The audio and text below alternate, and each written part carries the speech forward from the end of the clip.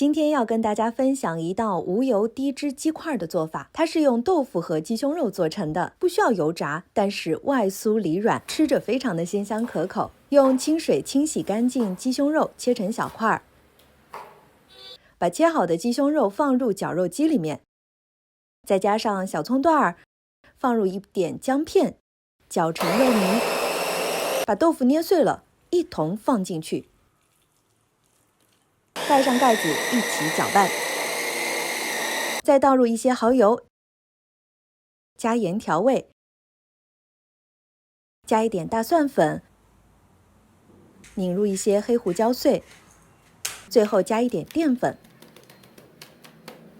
盖上盖子继续搅拌，直到所有的食材都混合在一起，就可以停止搅拌了。取一块鸡肉馅儿，把它整成一小块饼的形状，放入铺了油纸的烤盘内，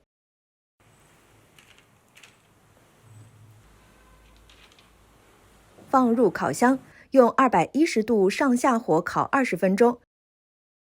烤好以后取出来，这道无油低脂鸡块就做好了。喜欢的朋友一定要试试，比外面卖的鸡块那可是好吃多了，而且价格还便宜哦。